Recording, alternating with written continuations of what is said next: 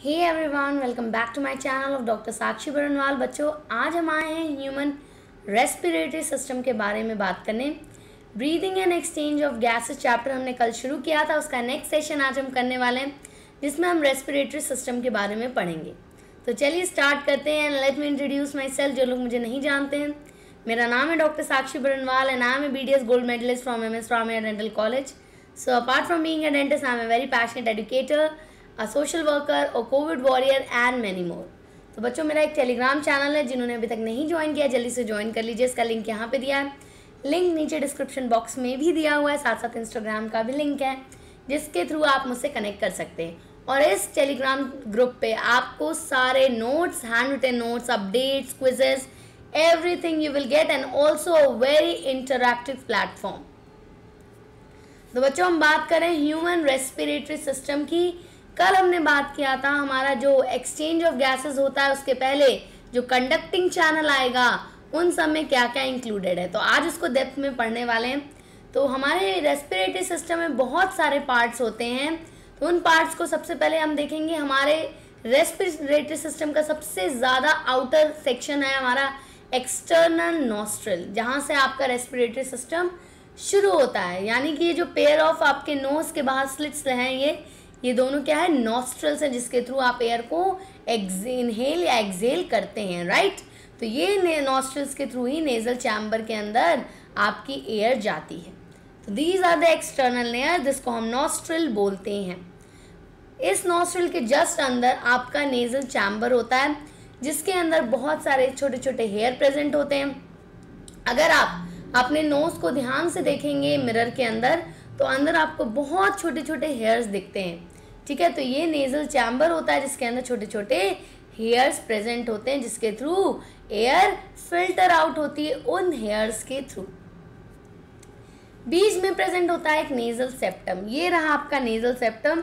इसको आप टच करोगे तो काफ़ी हार्ड होता है, क्योंकि यहाँ पे एक नेजल सेप्टम के थ्रू दो चेम्बर में डिवाइड होता है आपका नोज, ठीक है।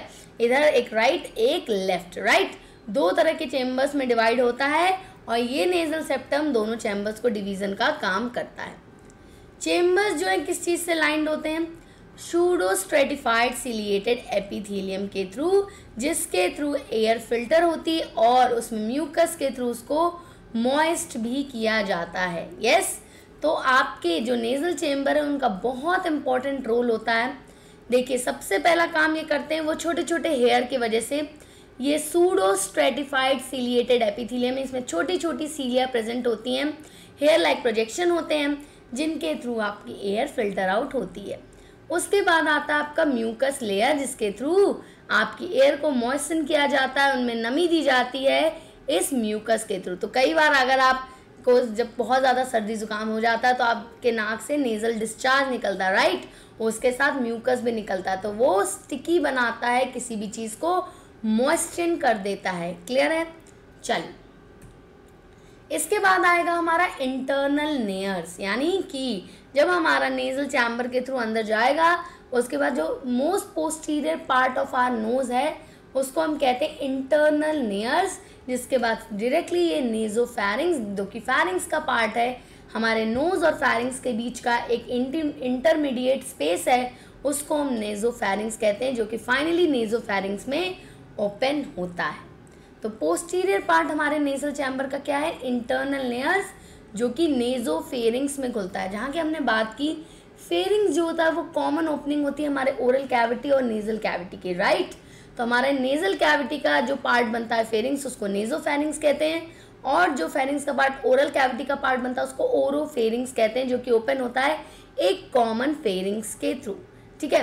ये फेरिंग्स एक्चुअली जाके लैरिंग्स में खुलता है, जो कि ट्रेकिया का पार्ट है, और उसके ऊपर एक कवरिंग होती है जिसको कहते हैं ग्लॉटिस, एक ओपनिंग होती है जिसको ग्लॉटिस कहते हैं, राइट। तो नेजोफेरिंग्स से फेरिंग्स में जा रहा है, प्रॉपर फेरिंग्स में, फेरिंग से आपका ग्लॉटिस से होते हुए लेरिंग्स में जाता है आपका नेजल, आपका respiratory chamber, respiratory tract, okay. लैरिंग्स क्या होता है बेटा, लैरिंग्स का मेन नाम है वॉइस बॉक्स, ठीक है। वॉइस बॉक्स होता है क्योंकि ये साउंड प्रोडक्शन का काम करता है हमारे अंदर, ठीक है, इसलिए इसको वॉइस बॉक्स कहा जाता है। तो हमारी वॉइस हमारे लैरिंग्स पे डिपेंड करती है कि लैरिंग्स में किस तरह का वाइब्रेशन हो रहा है, किस तरह से एयर का पैसेज हो रहा है, उस तरह से आपकी वॉइस निकलती है।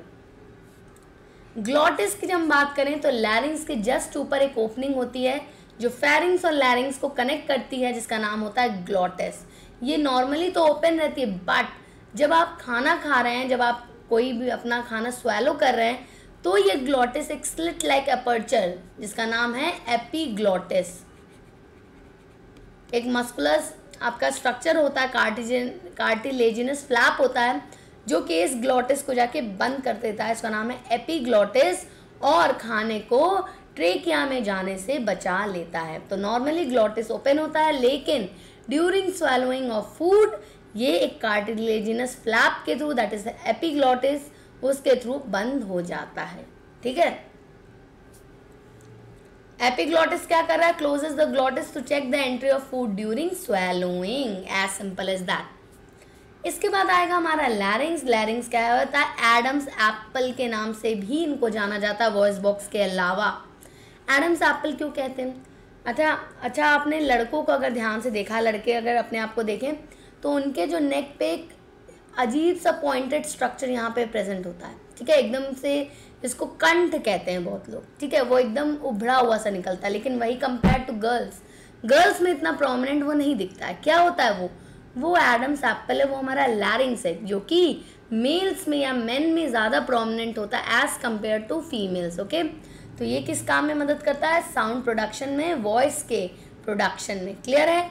तो अब लेरिंग्स पे आ गए। तो अभी हमने क्या पढ़ा? सबसे पहले पढ़ा हमने नॉस्ट्रिल के बाद हमने पढ़ा नेजल चैम्बर, यानी कि external layers. Okay, external layer nostril था, फिर हमारा नेजल चैम्बर, फिर नेजल चैम्बर के बाद इंटरनल लेयर्स, इंटरनल लेयर के बाद नेजोफैरिंग्स के बाद लैरिंग्स के साथ साथ हमने ग्लॉटिस भी पढ़ा, और अब लैरिंग्स के नीचे क्या होगा? हमारा ट्रेकिया, जिसको हम विंड पाइप भी कहते हैं।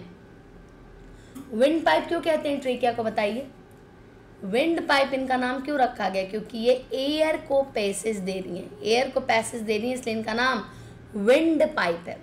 ये थिन वॉल ट्यूब है जो कि 11 सेंटीमीटर लॉन्ग होती हैं और 2.5 सेंटीमीटर वाइड होती है। ये इसका डिमेंशन है हमारे ट्रेकिया का। Extend up to mid thoracic cavity and passes the air to the alveoli.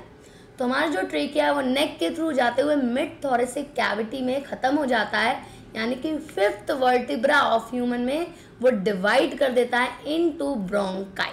ठीक है, और ब्रोंकाई डिवाइड करके कहाँ जाती है? हमारे लंग्स के अंदर। तो at the level of 5th thoracic vertebra, देखो यहाँ लिखा है trachea divides into 2 tube, that is left and right bronchi. और ये ब्रोंकाई कहाँ जाती है? हमारे एक लंग्स के अंदर, यानी 2 लंग हमारे अंदर प्रेजेंट है, लेफ्ट और राइट, और यही ब्रोंकाई डिवाइड होके लेफ्ट और राइट ब्रांच बनाती है हमारे लंग्स के अंदर। हर ब्रोंकाई फिर फर्दर डिवाइड होती है सेकेंडरी ब्रोंकाई में इनसाइड दी लंग्स। ठीक है, लंग के अंदर ये रीडिवाइड करते हैं। ट्रेकिया पहले ब्रोंकाई बनाया और ब्रोंकाई फिर से डिवाइड करके सेकेंडरी ब्रोंकाई बनाएंगे। फर्दर ये सेकेंडरी ब्रोंकाई और डिवाइड होते हैं और टर्शरी ब्रोंकाई बनाते हैं, और टर्शरी ब्रोंकाई फाइनली डिवाइड करने लगते हैं छोटे छोटे डिवीजन में, जिनको हम ब्रोंकियोल्स कहते हैं। क्या कहते हैं? ब्रोंकियोल्स। ये बहुत ही छोटे छोटे सेप्टम्स होते हैं जो कि टर्शरी ब्रोंकाई के सब डिवीजन से बनते हैं। और ये टर्मिनल ब्रोंकियोल्स जो होते हैं, जो फाइनल ब्रोंकियोल्स होते हैं, वो एक स्वेल्ड लाइक स्ट्रक्चर में एंड अप होते हैं, एक बैग लाइक स्ट्रक्चर में एंड अप होते हैं, जिसको हम एल्वियोलाई कहते हैं। और एल्वियोलाई में ही actually exchange of gas is possible. Exchange of gas कहाँ होता है? हमारे इसी एल्वियोलाई के अंदर। अब हमने अभी तक बात की थी हमारे लैरिंग्स तक। लैरिंग्स के बाद हमने पढ़ा ट्रेकिया। ट्रेकिया नीचे गया, मिड थोरेसिक कैविटी तक जाएगा, उसके बाद डिवाइड कर देगा लेफ्ट एंड राइट ब्रोंकाई में, which goes into left and right lungs. Okay, अब लंग के अंदर ये प्राइमरी ब्रोंकाई सेकेंडरी ब्रोंकाई में डिवाइड करेगा, फिर टर्शियरी ब्रोंकाई में डिवाइड करेगा, और फाइनली ब्रोंक्यूल्स में, छोटे छोटे ब्रोंक्यूल्स में ब्रांच कर जाता है। ब्रोंक्यूल्स फाइनली जाके swell up bag like structure में एंड अप होते हैं, जिसको हम एल्वियोलाई कहते हैं, जहाँ पे exchange of gases is actually occurring. Okay, तो ये हमारा पूरा स्ट्रक्चर था हमारे रेस्पिरेटरी सिस्टम का. देखो ये ट्रेकिया है. ट्रेकिया अगर हम ध्यान से देखें तो यहाँ पे रिंग लाइक स्ट्रक्चर दिख रहा है, छोटे छोटे रिंग से बना हुआ है ट्रेकिया. ठीक है, तो इसको क्या कहते हैं? इस रिंग को कहते हैं सी शेप्ड कार्टिलेज रिंग. क्या कहते हैं? C shaped cartilaginous ring. ठीक है, तो जो हमारा ट्रेकिया है वो पूरा एक गोलाकार नहीं होता है. जो इसकी रिंग होती है वो पूरी गोलाकार नहीं होती, सी शेप होती है, यानी कि आगे की तरफ है, पीछे की तरफ नहीं है. ठीक है, तो ये सी शेप कार्टिलेजिनस रिंग एक के ऊपर एक स्टैक बना के हमारे ट्रेकिया को फॉर्म करता है. ठीक है, और इसी कार्टिलेजिनस रिंग की वजह से ट्रेकिया कभी कोलैप्स नहीं करता, क्योंकि ये एक स्टिफ स्ट्रक्चर है जिसकी वजह से कभी भी ट्रेकिया कोलैप्स करने से अपने आप को बचा लेता है. Alveoli and their duct forms this part of respiratory system. It is the site of actual diffusion of oxygen and carbon dioxide between blood and atmospheric air. ठीक है, तो बेसिकली क्या बोला? एक्सचेंज ऑफ गैस ब्लड और atmospheric air के बीच में जो main gaseous exchange होता है, मेनली क्या एक्सचेंज होता है? ऑक्सीजन और कार्बन डाइऑक्साइड. वो हमारे एल्वियोलाई के लेवल पे ही होता है. Branching network of bronchi, bronchioles, alveoli comprises the lungs which provide the surface for exchange of gases in humans. जो हमारा bronchi है, bronchioles है, alveoli है, ये सारा किसके अंदर है प्रेजेंट? ये हमारे लंग्स के अंदर प्रेजेंट है, जो कि एक सरफेस देता है एक्सचेंज ऑफ गैसेस के लिए. एक चीज़ और बच्चों बताओ कि यहाँ पे बोला है एटमॉस्फेरिक एयर आता है, तो एयर में तो हर कॉम्पोनेंट प्रेजेंट है ना, whether it be nitrogen, whether it is carbon monoxide, dioxide, oxygen, बहुत तरह की गैसेस प्रेजेंट है. एक कोई पर्टिकुलर गैस तो है नहीं, लेकिन फिर भी हमारे अंदर जाके ऑक्सीजन और कार्बन डाइऑक्साइड का ही एक्सचेंज क्यों होता है? जल्दी बताइएगा. Let me see who all answer this very correctly. कितने फास्ट और कितना दिमाग आप चला पाते हो इसमें. मैं आपको आंसर बताऊंगी, घबराइए मत. A pair of lungs are present in thoracic cavity which is double membrane. तो हमारा लंग जो है वो डबल मेम्ब्रेन है. इसके अंदर डबल मेम्ब्रेन प्रेजेंट, इसके ऊपर डबल मेम्ब्रेन प्रेजेंट होता है, जिसको हम प्लूरल मेम्ब्रेन कहते हैं. क्या मेम्ब्रेन कहते हैं बच्चों? प्लूरल मेम्ब्रेन, जो लंग के ऊपर. अच्छा, एक बात बहुत ध्यान से सुनिएगा बच्चों, ये जो मेम्ब्रेन के नाम है ना, ये आप बहुत अच्छे से याद रखिएगा, क्योंकि जब आप डिफरेंट ऑर्गन पढ़ोगे, जैसे जब हार्ट पढ़ोगे तो उसके अलग मेम्ब्रेन के बारे में पढ़ोगे, लंग में अलग मेम्ब्रेन होती है. तो ये जो मेम्ब्रेन होते हैं ना, इनका नाम आप याद रखिएगा, क्योंकि हो सकता है इस पर भी एक क्वेश्चन बन के आ जाए कि ये किसका मेम्ब्रेन होता है. तो ये आपको याद रखना ज़रूरी है. तो प्लूरल मेम्ब्रेन लंग के ऊपर होती है, 2 लेयर में होती है, पैराइटल और विसरल. पैराइटल लेयर जो होती है वो आउटर कवरिंग को कहते हैं, जो कि हमारे थोरैसिक कैविटी के साथ बहुत ही करीब से जुड़ी होती है. और इनर मेम्ब्रेन को विसरल मेम्ब्रेन कहते हैं, जो कि लंग के इंटरनल स्ट्रक्चर के पास होती है. ठीक है, अंदर वाली मेम्ब्रेन को विसरल कहते हैं और बाहर वाली मेम्ब्रेन को पैराइटल कहते हैं. दोनों मेम्ब्रेन हमारे मीजोडर्म से डिराइव होती हैं. ठीक है, जो हमारी जब हम बेबी धीरे धीरे आपके डिवेलप करता है तो बहुत सारी लेयर्स होती हैं, एंडोडर्म, मीजोडर्म, एक्टोडर्म, उससे डिफरेंट ऑर्गन्स एंड ऑर्गेनल बनते हैं. तो उन्हीं में से मीजोडर्म जो है वो ये लेयर बनाने में मदद करता है. तो यहाँ पे देखिए विसरल प्लूरा दिया हुआ है अंदर वाले का, और पैराइटल प्लूरा दिया है बाहर वाले. ठीक है, तो डबल मेम्ब्रेन है. इस प्लूरल मेम्ब्रेन के बीच में एक स्पेस प्रेजेंट है, जिसमें एक लिक्विड प्रेजेंट होगा, जिसको हम प्लूरल फ्लूइड कहेंगे, और इस कैविटी को प्लूरल कैविटी कहते हैं. क्लियर है? आउटर प्लूरल मेम्ब्रेन जो होता है वो क्लोज कांटेक्ट में होता है थोरैसिक लाइनिंग के, और इनर प्लूरल मेम्ब्रेन जो कि विसरल होता है वो कांटेक्ट होता है लंग सरफेस के. ठीक है, ये हमने बात कर ली है. In between both the membranes a very narrow cavity is present, जिसको हम प्लूरल कैविटी बोलते हैं. राइट, ये हमने अभी बोला. और इस कैविटी के अंदर प्रेजेंट होता है प्लूरल फ्लूइड. ये फ्लूइड का काम क्या है? क्यों ये फ्लूइड होना ज़रूरी है? ये फ्लूइड एक बहुत अच्छा कुशन का काम करता है, शॉक एब्जॉर्बर. ये सारी चीज़ों का काम ये कर रहा है, बेसिकली फ्रिक्शन से हमारे लंग को बचा रहा है. किसी भी तरह का एक्सटर्नल डिस्टर्बेंस अगर लंग्स के अंदर आता है तो ये प्लूरल फ्लूइड जो है एक तरह से आपका कुशन बन के, ठीक है, उसको किसी तरह आपके लंग के अंदर इफेक्ट होने से बचा रहा है। वो खुद एक कुशन बन के इन सब चीज़ों को प्रोटेक्ट कर रहा है, जितनी भी चीज़ें लंग के अंदर प्रेजेंट होती हैं। तो ये फ्रिक्शन को घटाने में मदद करता है, क्योंकि हमारा जो बॉडी है, जब आप दौड़ते हो या कोई काम करते हो, ठीक है, तो हमारे लंग्स पे भी उतना ही आपके डिफरेंट ऑर्गन पे असर आता है। तो हर ऑर्गन के अंदर एक तरह का लिक्विड प्रेजेंट होता है जो कि उन ऑर्गन्स को हमेशा प्रोटेक्टेड रखता है। अच्छा, इसको और अच्छे से समझ सकते हो अगर आपने कभी कोई शीशे कांच का सामान ऑर्डर किया हो अमेज़ॉन या कहीं से, तो वो जो क्या होता है ना, उस सामान के ऊपर एक बबल रैप होके आता है, ठीक है। वो क्या होता है, उसको हम लोग खेलते हैं ना, पट पट बचाते हैं बाद में, तो वो बबल रैप क्यों किया जाता है? वो एक तरह से आपका फ्रिक्शन को बचाने के लिए, फ्रिक्शन को कम करने के लिए कुशन बनाने के काम आता है, जिससे अंदर का सामान डैमेज ना हो पाए। जितना भी फ्रेजाइल सामान है, नाजुक सामान है, उसके ऊपर ये बबल रैप लगाए जाते हैं ताकि अंदर का सामान इफेक्ट नहीं हो पाए। बट वही काम यहाँ पे प्लूरल फ्लूइड कर रहा है। Sometimes due to bacterial infection amount of fluid increases, amount of fluid बढ़ जाता है बैक्टीरियल इन्फेक्शन के कारण, जहाँ पे प्लूरिसी हो जाती है, यानी कि प्लूरल लिक्विड बन जाता है, बढ़ जाता है, प्लूरल एफ्यूज़न हो जाता है, जिसके वजह से सांस लेने में भी तकलीफ होती है और चेस्ट में दर्द भी रहता है, क्योंकि लंग को अब वो प्रेशर दे रहा है और साथ साथ आपके सांस लेने के लिए सरफेस एरिया भी वो कम कर दिया। क्यों? क्योंकि प्लूरल जो आपका स्पेस था वो फूल गया, जिसकी वजह से अब अंदर की चीज़ों को थोड़ा वो प्रेशर लगा रहा है, दबा रहा है, जिसकी वजह से आपको पेन फील हो रहा है और आपको सांस लेने में दिक्कत हो रही है। तो ये कब होता है? जब उसके अंदर कोई बैक्टीरियल इन्फेक्शन हो जाए। तो इसको क्या कहते हैं? प्लूरिसी कहते हैं या प्लूरल इफ्यूज़न डिजीज़। ये बहुत ही ज़्यादा समझ लो खतरनाक डिजीज़ है। इसको तुरंत ही अगर जल्दी से जल्दी ये डायग्नोज हो जाएगा तो बहुत ईजिली आप इसको क्या कहते हैं, इसका ट्रीटमेंट कर सकते हो। बट अगर इसका कंटेंट इतना ज़्यादा हो गया है कि ओवरकम नहीं हो पाया तो बहुत ज़्यादा क्या कहेंगे, क्रिटिकल कंडीशन हो सकती है पेशेंट की। In human right lung made up of 3 lobes, left lung is made up of 2 lobe. तो हमारे 2 लंग होते हैं, राइट एंड लेफ्ट। तो राइट लंग जो होता है वो 3 लोब से बना है और लेफ्ट लंग जो होता है वो 2 लोब से ही बना हुआ है।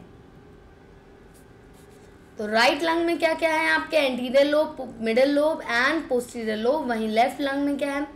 Left anterior and left posterior lung आपके लोब्स प्रेजेंट होते हैं, इसलिए आपके लेफ्ट लंग का वेट भी थोड़ा कम होता है as compare to right lung. Respiration में 3 स्टेप मेनली होते हैं, ठीक है। क्या है आपके मेन स्टेप्स? ठीक है, मेन 3 स्टेप्स होते हैं जो कि आपके किसके लेवल पे होते हैं? आपके लंग्स के लेवल पे होते हैं।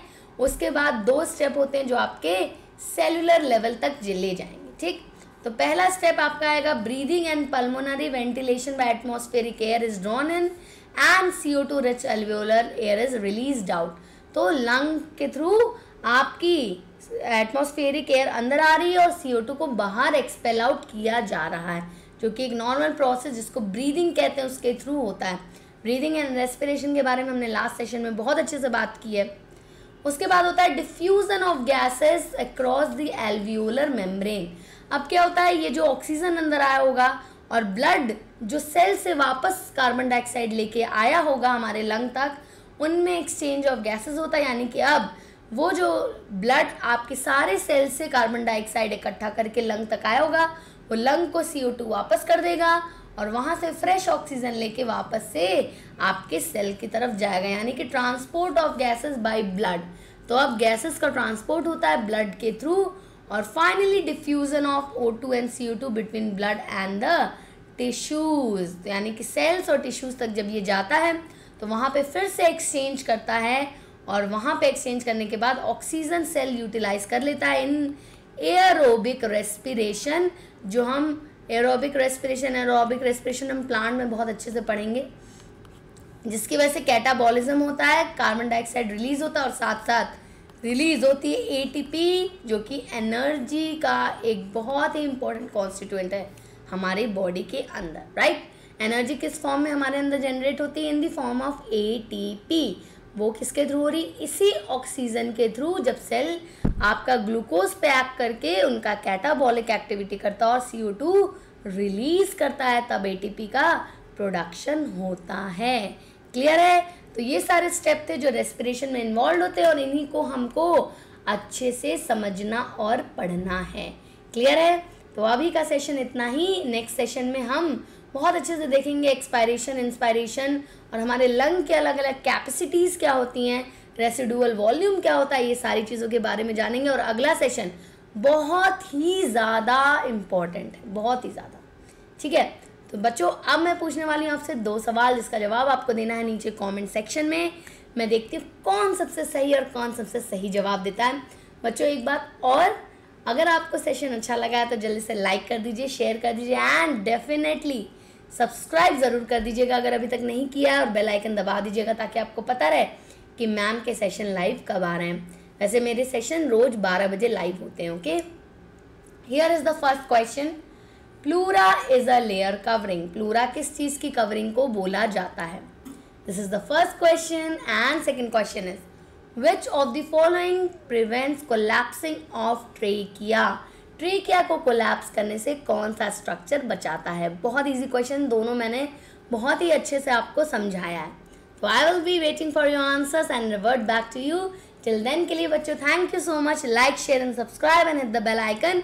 अब मिलते हैं नेक्स्ट सेशन में, बहुत ही अच्छे और भी अच्छे से हम इस चैप्टर को कवर अप करेंगे।